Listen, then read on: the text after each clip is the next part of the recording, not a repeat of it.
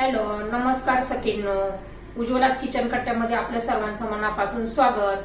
हे बघा, आज आपण हा पदार्थ बनवणार आहोत. हे पहा, उरलेल्या चपातीपासून खमंग कुरकुरीत अशी आपण भेळ तयार केलेली आहे, एकदम चटपटीत अशी, मस्त टेस्टी अशी. तर ही कशी बनवली त्यासाठी पुढे पूर्ण व्हिडिओ पहा. आणि ही जर रेसिपी आवडली तर लाईक, शेअर आणि सबस्क्राईब नक्की करा. सबस्क्राईब केलं म्हणजे तुम्हाला रोजचे नवीन रेसिपीचे नोटिफिकेशन पहिल्यांदा तुम्हाला येतील. तर पुढे पूर्ण व्हिडिओ पहा. तर आपण बघा, हे चपातीपासून जी एक रेसिपी बनवणार आहोत. आदल्या मधल्या वेळेत खाण्यासाठी पण होऊ शकते, नाश्त्याला पण होऊ शकते. चपातीची भेळ बनवणार आहोत. रात्रीची शिल्लक राहिलेल्या चपात्या अशा वाया जाऊ नये म्हणून. तर माझी बघा एकच चपाती उरलेली आहे. मी तुम्हाला थोडीशी करून दाखवते रेसिपी ही.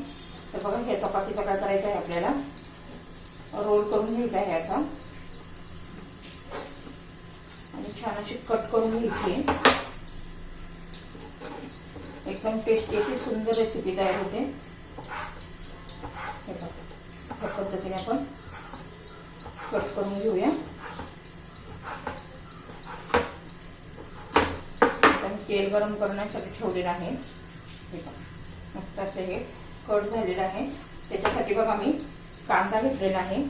एक छोटा कांदा, एक छोटी काकडी, टोमॅटो चिरून घेतलेला आहे अर्धा, आणि कोथिंबीर, आणि ही चिंच मी पाण्यामध्ये भिजत ठेवलेली होती, हे घेतलेलं आहे. आणि शेंगदाणे घ्यायचे आहे. आता मी तेल गरम करण्यासाठी ठेवलेलं आहे.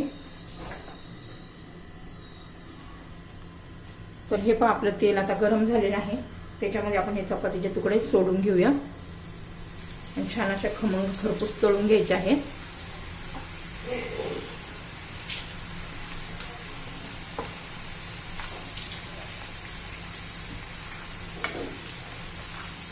असे खरपूस झाले पाहिजेत.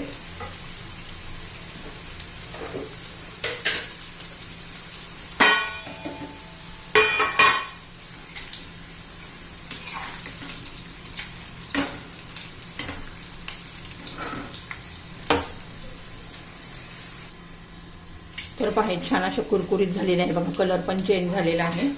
आता मी हे काढून घेते आणि उरलेला पण तळून घेते.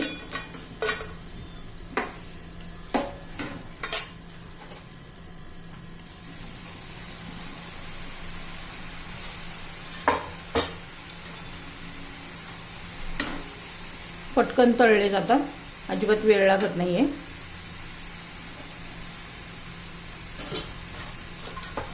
हे पहा, किती छान असा कलर पण आलेला आहे, एकदम अशा कुरकुरीत. तर हे पहा, हा पण तळून झालेले आहेत. आता काढून घेते. आता थोडेसे शेंगदाणे तळून घ्यायचे.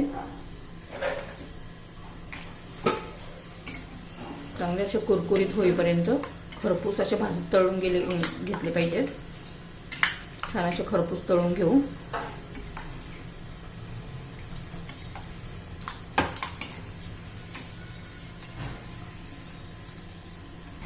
तर हे पहा, आता झालेले आहेत. हे पण काढून घेते मी. तर हे पहा, छान असं तळून झालेले आहेत. शेंगदाणे पण घेतलेले आहे. आता थोडे मोठे मोठे तुकडे येतात, छोटे छोटे करून घेऊया चपातीचे. खूप लांब लांब आहेत ना असे.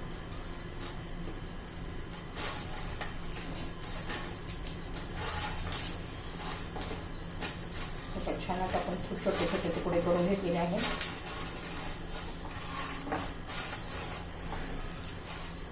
आता याच्यामध्ये बघा, आपण काकडी घालणार आहोत, कांदा घालायचा आहे, कोथिंबीर घालायची आहे, आणि टोमॅटो घालायचा आहे.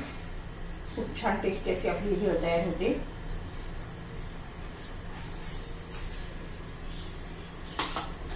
त्याच्यावर थोडासा कांदा लसूण मसाला घालून म्हणजे छान अशी टेस्ट येते.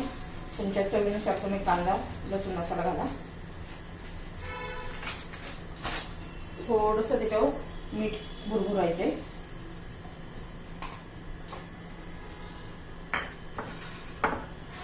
त्याच्यावर बघा, चिंचेचं पाणी घालून घ्यायचे. छान असे आंबट टेस्ट येते. असं मिक्स करून घेऊया. आपली पाणी भेळ तयार झालेली आहे, एकदम टेस्टी अशी. उरलेल्या चपातीपासून तयार केलेली भेळ तयार.